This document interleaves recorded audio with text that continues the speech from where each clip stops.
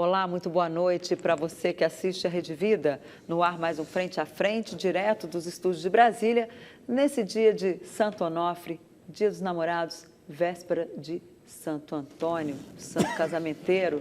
Mas nós continuamos aqui trabalhando. Hoje foi um dia cheio em Brasília. Tivemos o decreto das armas do presidente Jair Bolsonaro, derrotado na Comissão de Constituição e Justiça do Senado Federal. A matéria volta ao plenário, vai ao plenário do Senado na semana que vem e muita expectativa para amanhã em torno do relatório do deputado Samuel Moreira sobre a reforma da Previdência. 4 pontos vão sair do texto.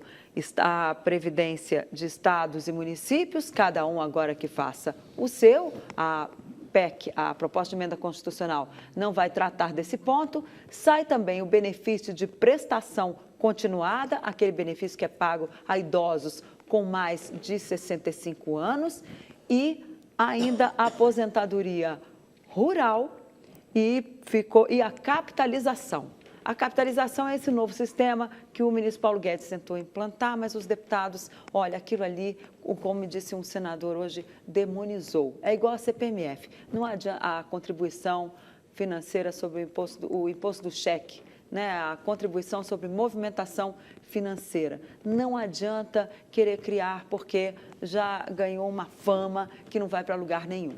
Bom, mas hoje nós vamos discutir esses assuntos, vamos tratar aqui também da reforma tributária com o deputado João Roma. Ele é vice-líder do PRB e é da Bahia. Deputado, muito obrigada por ter aceito o nosso convite. Boa noite, Denise. Boa noite, José Trindade. Eu que agradeço aqui poder participar desse programa e estar à disposição de vocês para trazer esclarecimentos, informações do dia a dia, né, nosso, desse trabalho intenso aí do Legislativo. Pois é, eu aproveito, estou aqui com o Zé Maria, mas antes eu quero mandar um abraço para Roberta, a esposa do deputado, que está lá em Salvador, que por isso ele aproveitou para vir aqui hoje para fazer esse programa com a gente, né, Zé Maria? Muito boa noite. Salvador não está mal, não está no lugar feio. Salvador é muito lindo. Pois é, vai ser uma conversa muito boa aqui nessa mesa redonda. O deputado João Roma, ele é muito experiente ali na arte de negociar, está no primeiro mandato, mas já negociou pontos importantes, inclusive foi relator de uma das reformas tributárias que está em debate no Congresso Nacional, e nós vamos falar aqui de assuntos muito importantes, e você pode participar aqui. Mandar a sua pergunta para o nosso WhatsApp, você sabe, é 619-8369-5236. Vou repetir, o código daqui do Distrito Federal é 619-8369-5236. Nós aqui, no Frente a Frente, nessa conversa, nessa mesa redonda, trazemos deputados de vários partidos. O deputado João Roma é do PRB e vai ser uma conversa muito boa. Deputado, hoje o governo passou por uma dificuldade ali, mostrando que deve perder o decreto das armas do Congresso Nacional, né? Um decreto legislativo deve anular o decreto do presidente Jair Bolsonaro, flexibilizando ali porte e posse de armas. O senhor tem essa visão também? O senhor acha que ele vai perder, ou seja, esse decreto deve ser anulado pelo Congresso?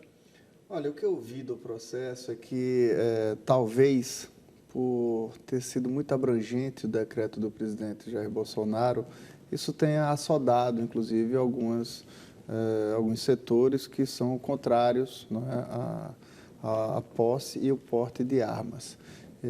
Por outro lado, né, atiçou também uma possibilidade de se legislar, não é? Então, surgiu aí esse movimento, tanto na Câmara quanto no Senado, e o que nós observamos que hoje foi aprovado lá na CCJ do Senado, né, um projeto de decreto legislativo, ou seja, um projeto de autoria do Senado Federal, versando sobre a questão de posse e porte de arma. E isso, por outro lado, eu não vejo como uma plena derrota do governo, porque você legisla sobre a matéria, né, mas o decreto ele simplesmente não susta a possibilidade de posse e porte de arma. Ele apenas ajusta, ou seja, dá um regramento um pouco mais severo.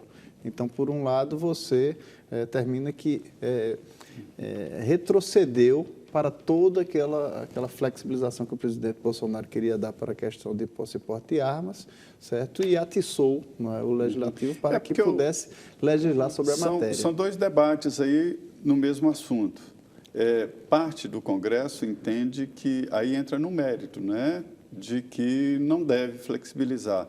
E outra parte que se soma a essa, que promove essa maioria, diz que ele exagerou. Um decreto é para regulamentar uma lei. Isso. E ele teria ido além. Esse debate também vai para o Supremo.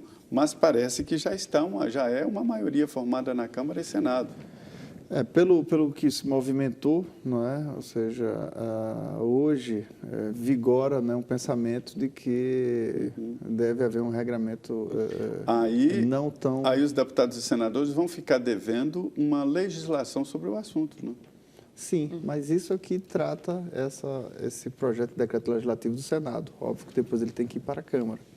Certo? Isso é uma matéria, até o ministro do chefe da Casa Civil, Onyx Lorenzoni, tinha uma convocação na CCJ até para tratar sobre a matéria, certo? Mas eu acho que... Seria hoje ou amanhã? Seria hoje, às 14 horas. Foi adiado, né? Foi adiado, né? Acredito que na primeira semana de julho, se não me engano. Né? Ele está ajustando a data disso com o presidente Francisquini, que é o presidente da CCJ, né? Mas com essa iniciativa do Senado Federal, certamente eu acho que já toma um outro viés dentro do parlamento, né? Uma vez, repito, como alguns setores, né, verificaram ali um exagero, né, dentro da matéria, né? Ficou talvez até o senhor se inclui entre esses setores? O senhor acha que ele exagerou? Olha, termina que ficou confuso. Eu acho que a assessoria... que movimentou o decreto, não é?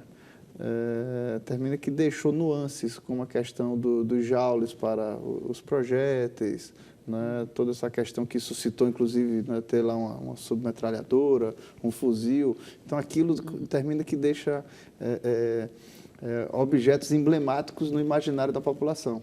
Então, da forma como ficou isso, ou seja, de fato, levantou, não é, muita atenção para uma matéria que tratava-se apenas de quê? De regulamentar, de dar mais transparência a um processo. Porque o que, de fato, inclusive, eu sou favorável é que haja rito e que haja, sim, direito ao cidadão que possa lá adquirir a sua arma, mas que passe por toda uma tramitação. Mas não estava liberal demais, de acordo com o decreto do presidente? O senhor concorda? O que ocorria é que estava restrito demais, por não ter uma explicação plausível de como era esse procedimento. Então, deixava tal subjetividade que um processo, né, para a aquisição e porte de arma termina que poderia perdurar sem ter um final, sem ter um desfecho. Né? Então, haviam vários projetos sobre isso. Mas, da forma que foi feito, até setores da própria Polícia Federal, com quem eu tive contato, me disseram que não estavam em total sintonia. Né? Então, acho que, por exemplo, tem elementos que eu, por exemplo, sou favorável para que tivesse nessa matéria, que era abrir a possibilidade de um novo recadastramento para armas de fogo. Certo? Isso não constava no decreto, por exemplo.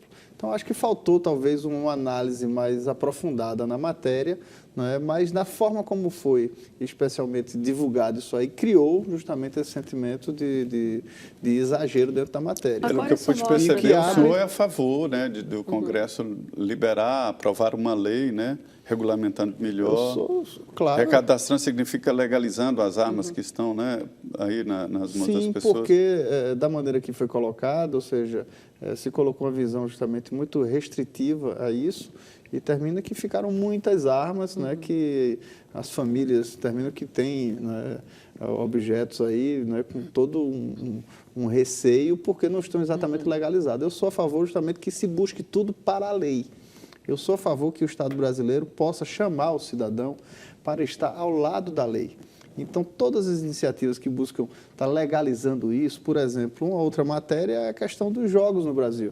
Certo? Se tem um maior tabu em relação a isso... Né, esse assunto voltou à baila nos últimos dias. Voltou à baila, né? Certo? Ocorreu até uma pesquisa recentemente no Congresso Nacional. E por que eu sou favorável a isso? Não é? É porque, na prática, é o que existe nas ruas. andando nas ruas de Salvador, andando no interior da Bahia, você vê claramente que tem lá todo tipo de jogo acontecendo na rua. Então, se você não chama isso para legalização no Estado, você propicia que o recurso do crime organizado esteja viabilizando isso aí. Então, é muito melhor que você chame essas pessoas para que possam se legalizar, para que possam estar regulamentados, que possam ser verificados pelo Estado, que possam gerar empregos formais, que possam, inclusive, arrecadar através do pagamento de imposto para o Estado e através das outorgas para isso. Então, isso não só é um incremento de divisas para o Estado brasileiro, como também chama toda essa atividade para a legalidade e isso não expulsar uma grande gama de brasileiros para uma atividade, certo, ilegal, onde as pessoas ficam à margem da lei. Então, eu acho que é o momento de fazer essa mudança, né, civilizatória no Brasil. Esse assunto foi tocado numa reunião no Ministério da Fazenda, né, no Ministério da Economia, na semana passada, como uma forma de conseguir aí uma nova fonte de receita. O senhor acha que vai ser aprovado ou, por enquanto, é só enfim, a volta à discussão, mas que isso ainda vai levar muito tempo? Olha, eu espero que não tome muito tempo, porque isso é o que está nas ruas do Brasil, não é? Na região Nordeste, por exemplo, isso é uma coisa cultural, natural, as pessoas jogam, não é? Eu mesmo nunca tive aptidão para estar em jogos e nada disso, mas eu me lembro quando eu era criança que meu pai praticava jogo, tem lá cartela de bingo, raspadinha, jogo do bicho, isso faz parte do dia a dia. O brasileiro gosta de jogo, né? E eu não vejo realmente, né, o espírito do crime nessa atividade. Isso se dará se o Estado realmente virar as costas para os brasileiros que estão nessa atividade. Então, eu sou favorável, portanto, não só no quesito das armas, quanto nos jogos, mas que o Estado realmente tenha esse novo paradigma com a sua população, que possa agregar os brasileiros dentro de uma legalidade factível com a realidade da nossa sociedade. Falar em jogo, decreto das armas, a gente começa a perceber um protagonismo maior do Congresso em vários temas. Hoje, por exemplo, na área da Previdência, houve uma coletiva do presidente da Câmara, que estava do lado dele, de um lado, o líder da maioria, Aguinaldo, do outro, o líder do PP, Arthur Lira, o líder do PL, deputado Wellington Roberto, e do outro lado o presidente da comissão especial e o relator PMDB. Samuel Moreira. Os líderes do governo estavam num segundo na linha plano. Periférica, na lateral dessa reunião. Isso significa que essa reforma, a gente pode, essa e outras, como nós já comentamos aqui, a gente pode tratar como reformas do Poder Legislativo? Olha, eu acho que as reformas têm que ser sintonizadas entre o Executivo e o Legislativo, mas o que se verifica, não é, Denise, é que com a eleição de Jair Bolsonaro, alguns recados foram transmitidos para a política brasileira, para o sistema político. Não é? Isso se desdobrou, inclusive, na formação do Ministério de Jair Bolsonaro, quando ele resolveu não fazer as composições políticas que se davam até então, certo? Fazendo o loteamento dos ministérios pelos partidos políticos. Então, ele adotou uma nova lógica, não é, de estabelecer essa relação entre o Executivo e o Legislativo. E isso gerou, obviamente, muita confusão, que nós verificamos aí durante todo o início desse ano legislativo, mas isso expressou uma movimentação, uma sinalização que a eleição gerou, é um recado da população para o sistema político brasileiro. Então, essas mudanças são naturais. Eu fiquei muito preocupado, especialmente no início das atividades, quando começou a se criminalizar a política, com aqueles ruídos de comunicação, se falou da velha política, da nova política. Então, o que eu acho importante é nós termos a política como realmente um instrumento civilizatório, onde isso possa realmente servir de sintonia entre a sociedade e as instituições existentes. Então, o que observa-se nesse momento, depois de decantar desses primeiros rumores de início do governo, certo, é que, até sugerido no início, nesse debate pelo governo, o presidente dizia, não, agora é papel do Congresso, essa missão é do Congresso. Então, ele mesmo, né, estimulou e delegou, certo, uma atividade natural do Congresso Nacional, que muitas vezes era o quê? O exacerbo desse presidencialismo brasileiro, muitas vezes era pilotado pelo Executivo, o protagonismo vindo do Executivo. Então, eu acho que isso tem sido até saudável, né, para o Brasil e mostra claramente, inclusive com várias movimentações, tanto do presidente Rodrigo Maia quanto do presidente Davi Alcolumbre, movimentação nas duas casas, tendo maior protagonismo. Exemplo disso foi a proposta 65, de autoria do deputado Baleia Rossi, que eu fui relator lá na CCJ, que versa sobre reforma tributária, não é? Que foi iniciativa do Legislativo e já com tramitação, já com comissão especial sendo instalada E a do para governo tramitar. não chegou, E até hoje a reforma tributária do governo ainda não chegou. Isso foi um recado do Legislativo dizendo não precisamos aguardar o tempo do governo, vamos tomar a nossa iniciativa. Isso eu acho louvável e isso eu acho que em médio prazo, sobretudo, será muito salutar para as instituições dentro do Brasil. Olha, só rapidamente responder uma pergunta aqui antes de ir para o intervalo. O Luiz, de Vitória, do Espírito Santo, obrigado, Luiz. Ele, preocupado aqui com a defesa das armas, dizendo que isso pode aumentar o número de crimes. Aí ele pergunta ao deputado João Roma se não vai aumentar, inclusive, crimes de trânsito, esses crimes ocasionais. Isso são opiniões subjetivas. As né? pessoas não vão andar armadas. Olha, dentro do que eu penso e que eu observo justamente em outros países que há um outro tipo de regramento com questão de arma de fogo, eu acho que, obviamente, não se pode ter um relaxamento e ter um uso de arma como coisa trivial, até porque é um objeto perigoso, certo? Então, precisa ter destreza, precisa ter capacitação, precisa ter regramento pelo Estado para que isso possa se ter a posse e se ter a utilização. Mas, nos lugares que eu vejo, não só é um direito legítimo do cidadão, como também tem contribuído, inclusive, para diminuir a questão da violência.